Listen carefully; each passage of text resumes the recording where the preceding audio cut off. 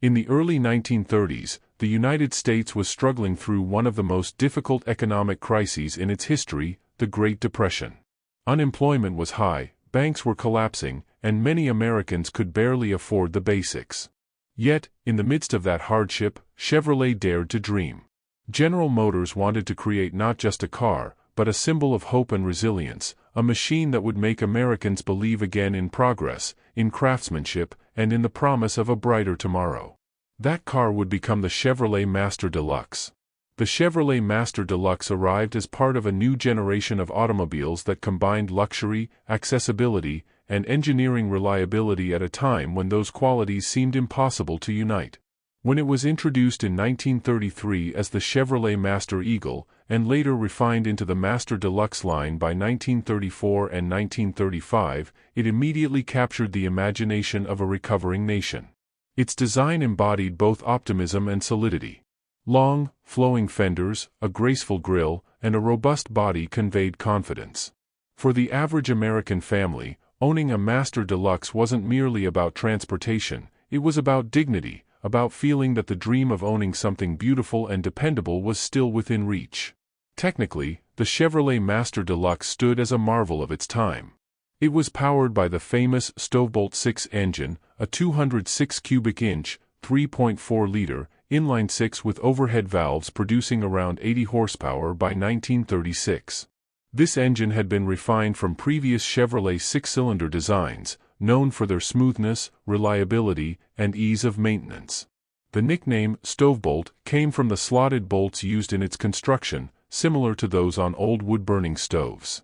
While its power output may seem modest by modern standards, it was more than enough for the era, providing solid acceleration and quiet cruising for families and business owners alike.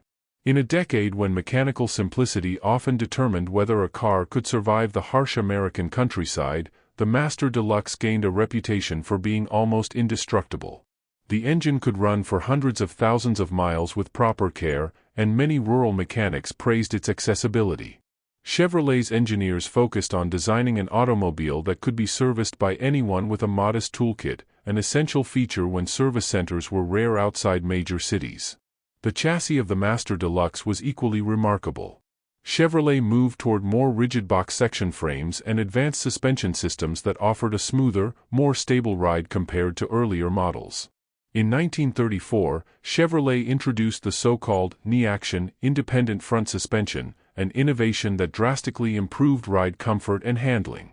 While initially controversial, as early versions required more maintenance, the concept marked a turning point in American automotive engineering.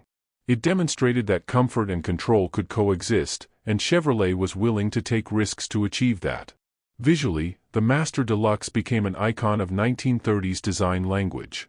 The influence of Art Deco could be seen in the details, the vertical grille bars, the sculpted headlamps, the streamlined body lines, and even the subtle chrome accents that reflected sunlight in elegant patterns.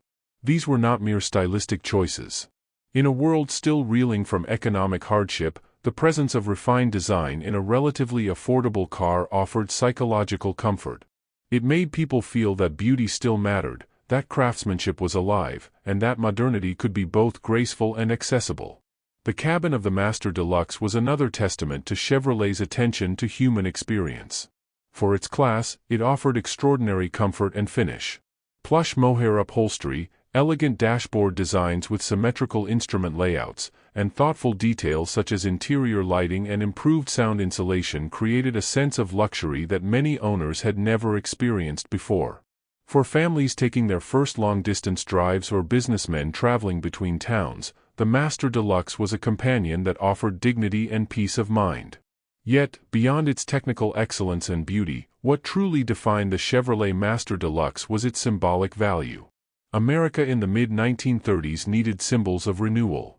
Movies, radio, and the automobile industry became tools of collective optimism. When one drove a Master Deluxe down a dirt road or parked it in front of a modest house, it stood as a sign of perseverance, that despite years of hardship, progress could still be achieved. Chevrolet's marketing captured this spirit perfectly with slogans that emphasized reliability, pride, and the enduring spirit of the American worker. The car's presence extended far beyond the urban landscape. In the countryside, it became a common sight, sometimes doubling as a small business vehicle or even as a makeshift farm hauler. The Master Deluxe's sturdy frame allowed it to carry heavy loads when necessary, while still maintaining the appearance of refinement. This duality, elegance and strength, became part of the car's identity. It represented a blend of practicality and aspiration that perfectly matched the American temperament of the 1930s. Chevrolet's manufacturing strategies also reflected a broader industrial transformation. Under the leadership of Alfred P. Sloan and the philosophy of a car for every purse and purpose, General Motors sought to provide consumers with a wide range of vehicles that corresponded to different social and economic levels. The Master Deluxe occupied the upper-middle tier of Chevrolet's lineup, sitting above the standard models and below Buick and Cadillac. This position was strategic. It allowed ordinary citizens to experience near luxury without stepping into the unreachable price range of higher-end marques. Factories in Flint, Michigan, and other key industrial centers worked tirelessly to meet demand. The production of the Master Deluxe was a showcase of American manufacturing efficiency, combining assembly line precision with craftsmanship. Workers who once feared unemployment now found stability in plants producing these vehicles, and entire communities thrived around the automobile industry's recovery. The sound of engines leaving the production lines became a rhythm of hope. Chevrolet's 1936 Master Deluxe was particularly significant. It marked the culmination of design and mechanical refinements that had evolved over several years. The new models featured more aerodynamic bodywork and improved mechanical reliability. They also carried a quiet confidence, a visual representation of America's slow but steady recovery from the Depression. For many historians, the 1936 to 1938 Master Deluxe series represents the peak of pre-war Chevrolet craftsmanship before the dramatic stylistic shift that World War II would bring. Driving a Master Deluxe was an experience in itself. Owners often described how the car floated over the roads, thanks to the knee-action suspension. The steering, while not power-assisted, offered precision and feedback. The brakes, mechanical in the early years and later hydraulic, provided assurance in an era when road conditions were unpredictable. Even the sound of the inline-six engine, with its gentle hum and smooth rhythm, became a signature of Chevrolet reliability. As the 1930s advanced, the Master Deluxe evolved with subtle but meaningful updates. By 1937, Chevrolet introduced a redesigned version featuring a more rounded body, integrated headlights, and a sleeker silhouette influenced by wind tunnel testing. Aerodynamics had become a fascination across industries, and Chevrolet's engineers embraced the trend not just for aesthetics but for improved fuel efficiency and performance. The result was a car that looked faster, felt more modern, and embodied the optimism of a nation on the brink of technological transformation. Even the smallest details contributed to its charm. The hood ornament, a graceful representation of speed and elegance, became a collector's item decades later. The dashboard, crafted with symmetrical chrome accents and easy-to-read gauges, gave drivers a sense of control and sophistication. Chevrolet had mastered the art of blending functionality and beauty, creating an automobile that wasn't merely a machine, but a reflection of its owner's identity. Globally, the Master Deluxe made Chevrolet an international name. The car was exported to countries across Latin America, Europe, and Asia, often assembled from knockdown kits shipped from the United States. In Brazil, Argentina, and Australia, the Master Deluxe became a symbol of American ingenuity. It inspired admiration in places where local industries were still developing. Mechanics and enthusiasts abroad appreciated its robustness, while families admired its comfort and presence. Its presence in international markets also helped cement the cultural influence of the American automobile. Movies from Hollywood often featured cars like the Master Deluxe in scenes of elegance, romance, or adventure, turning it into an aspirational image worldwide. To many, it represented more than transportation, it was a visual symbol of American modernity and freedom. By the end of the decade, as tensions in Europe began to rise and the world edged toward war, the Chevrolet Master Deluxe remained a quiet constant in American life. It had evolved from a symbol of recovery into a pillar of everyday stability. It was the car that had carried families to new homes, soldiers to train stations, and newlyweds on their first journeys together. It became woven into the fabric of American memory, a reminder of an age when the automobile stood for dreams realized through effort and craftsmanship. As the 1930s reached their later years, the Chevrolet Master Deluxe had already established itself as one of the cornerstones of the American automotive landscape. By 1938, its name carried a reputation that extended far beyond car enthusiasts. To farmers, it represented reliability. To city dwellers, it represented style.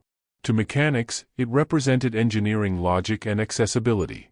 To families, it was a trustworthy companion through the changing tides of a decade that had tested the very foundation of American endurance. The 1938 and 1939 versions of the Master Deluxe introduced refinements that showed Chevrolet's continued pursuit of perfection. The company was now competing not only against Ford and Chrysler, but also against the expectations it had set for itself. The 1938 model featured a new body style with integrated headlights, a design innovation that merged form and function. Gone were the separate, freestanding lamps of earlier years. In their place came headlights molded gracefully into the fenders, giving the car a more modern and aerodynamic profile. The grille became bolder and more horizontal, giving the Master Deluxe a sense of presence and power. Inside, Chevrolet improved the dashboard with a more ergonomic design, carefully placing instruments within easy reach of the driver. The interior now offered more legroom, better materials, and a refined sense of space. Chrome accents and two-tone color schemes reflected a maturing sense of style that hinted at the prosperity the nation was beginning to feel as it recovered from the Great Depression. The upholstery, often in durable mohair or broadcloth, exuded understated luxury. Everything inside the Master Deluxe was crafted with a purpose, to make everyday driving feel like a privilege rather than a necessity. Mechanically, the Master Deluxe continued to refine its proven formula. The 216 cubic inch, 3.5-liter, inline-six engine became the new heart of the model, producing around 85 horsepower. It featured a new Blue Flame combustion system that improved fuel efficiency and combustion smoothness. Chevrolet engineers worked relentlessly on the balance between performance and economy, and the result was a car that could travel long distances with reliability that few competitors could match. Fuel economy hovered around 15 to 18 miles per gallon, which, for a full-size car of that era, was an achievement. The transmission was a 3-speed manual, robust and forgiving, allowing smooth shifting and long-term durability. The gear ratios were well chosen, offering a satisfying combination of torque in low gears and quiet cruising at higher speeds. For many drivers in the 1930s, operating a Master Deluxe felt surprisingly refined. The clutch was soft, the gearbox responsive, and the ride composed. Chevrolet had succeeded in making a mass-market car feel like a luxury automobile. Beyond its engineering brilliance, the Master Deluxe became deeply embedded in American social life. It appeared in parades, in films, and on the streets of every major and minor city.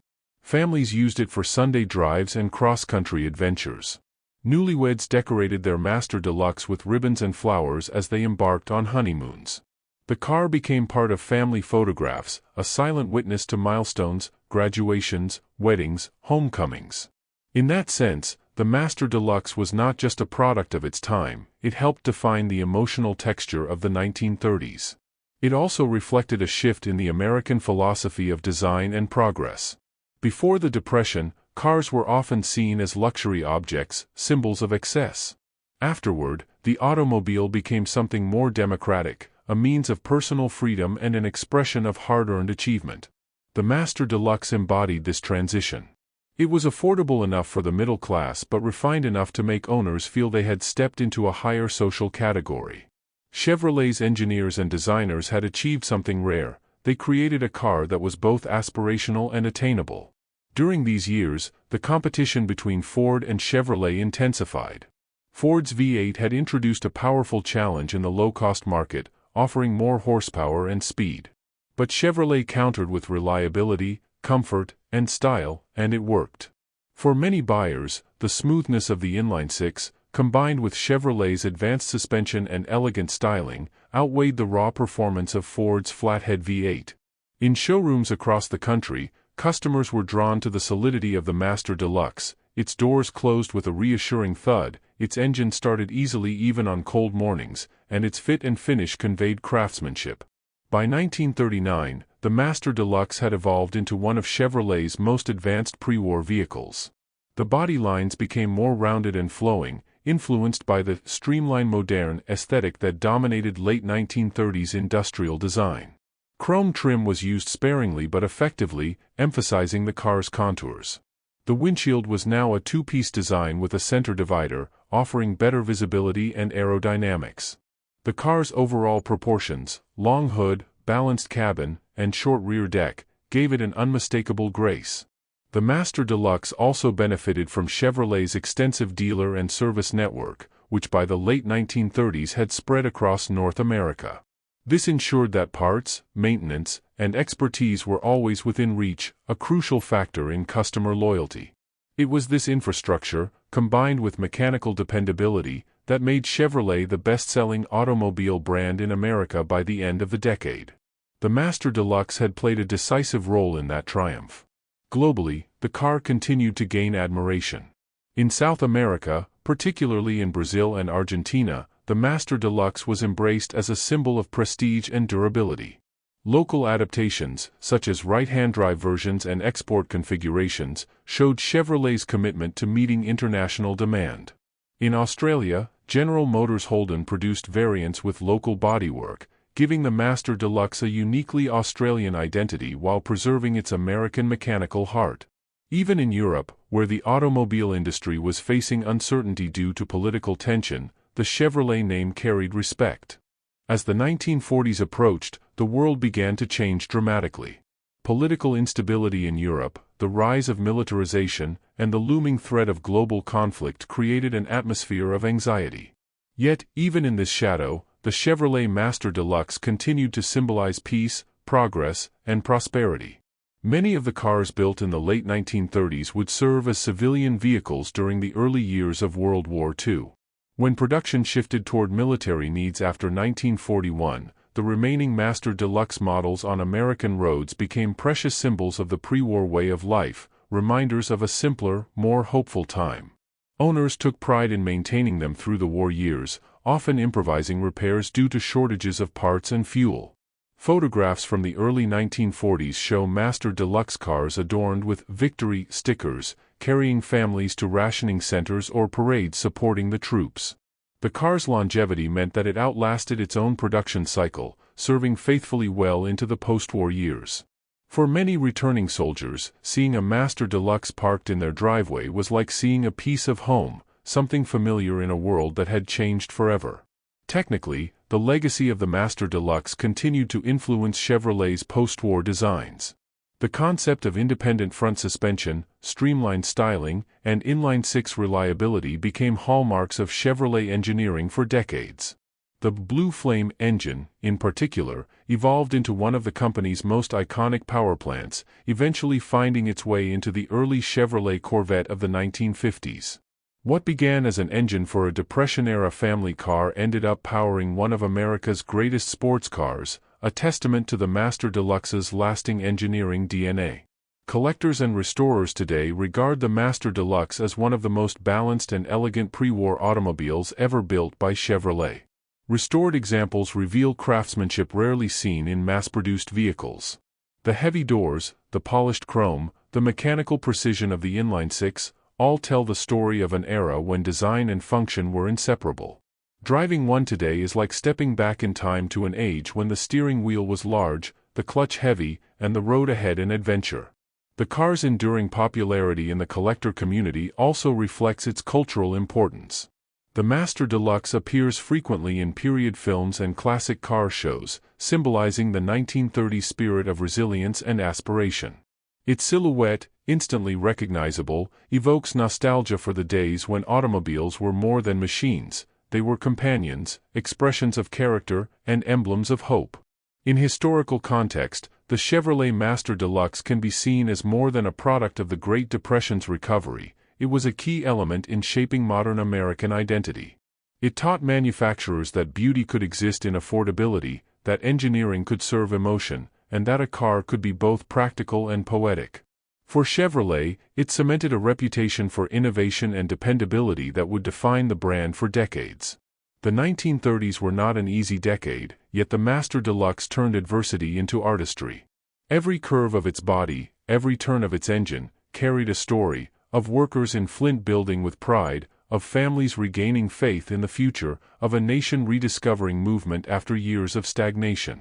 It was not the fastest or most expensive car of its time, but perhaps that was its greatest virtue.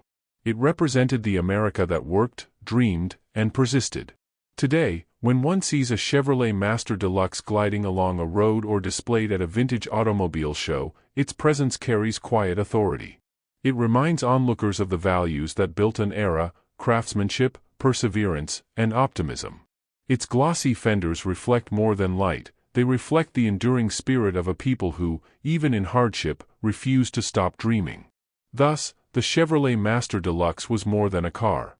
It was a national metaphor on wheels, a blend of engineering and emotion, of steel and spirit. It was the automobile that told America, in its most difficult years, that beauty and progress were still possible. Through its elegant form and honest mechanics, it made the 1930s not only a time of recovery but also a time of rediscovery, the rediscovery of faith in technology, in craftsmanship, and in the human ability to rebuild. When the last examples rolled out of factories before the war, few could imagine how enduring their legacy would be. But nearly a century later, the Master Deluxe remains a moving monument to American ingenuity. It stands as the car that not only carried a nation forward but also made it dream again.